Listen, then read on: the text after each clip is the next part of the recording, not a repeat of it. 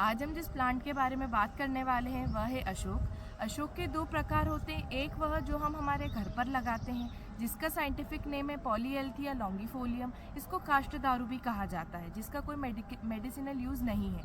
परंतु आज हम इस अशोक के बारे में बात कर रहे हैं जिसका मेडिसिनल यूज़ है। इसका साइंटिफिक नेम है साराका अशोका। इसकी फैमिली फेबेसी है।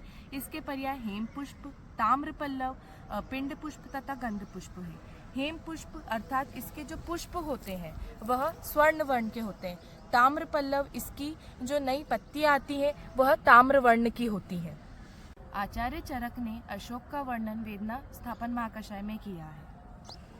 आचार्यों ने अशोक के लिए कुछ संज्ञा दी है।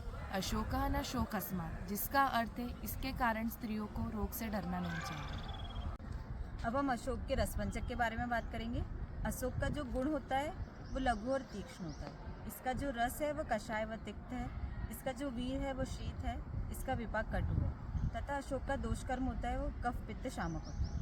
अब हम अशोक के कर्म के बारे में बात करेंगे। अशोक गर्भाशय के शैथिल्य मीन्स इसकी टोनिसिटी को मेंटेन करता है। अगर यूट्रस की टोनिसिटी कम हुई तो यह यूट्राइन प्रोलेप्स का इसमें खतरा बढ़ जाता है। यह पीड़ा तथा स्त्राव को दूर करता है। यह गर्भाशय को उत्तेजित करता है तथा इसके संकोच को बढ़ाता है। इसका गर्भाशय की अंतकला तथा बीज पुष्प मीन्स ओवेरी पर भी उत्तेजक प्रभाव होता है। यह रक्त प्रदर मीन्स मेनोरेजिया तथा मेट्रोरेजिया तथा श्वेत प्रदर मीन्स इरेगुलर ब्लीडिंग, रक्त अर्श तथा रक्त अतिसार में भी इसका प्रयुक्त होता है।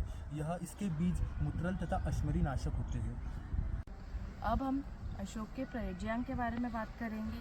इसके प्रयोज्यांग त्वक, पुष्प तथा बीज। त्वक का प्रयोग रक्त प्रदर में किया जाता है। बीज का प्रयोग मूत्रल तथा अश्मरी नाशन होता है और पुष्प का प्रयोग गर्भ स्थापन में किया जाता है। इसकी मात्रा क्वाथ की मात्रा 50 ml होती है। बीज के चूर्ण की मात्रा 3 से 6 ग्राम होती है तथा पुष्प चूर्ण की मात्रा 6 ग्राम होती है। इसके कुछ विशिष्ट योग है अशोकारिष्ट और अशोकवृत्त। अशोक का जो प्लांट होता है वो मीडियम साइज ट्री होता है। इसका प्लांट ज़्यादा बड़ा नहीं होता है और एवरग्रीन होता है, मतलब इसमें पतझड़ नहीं आता है।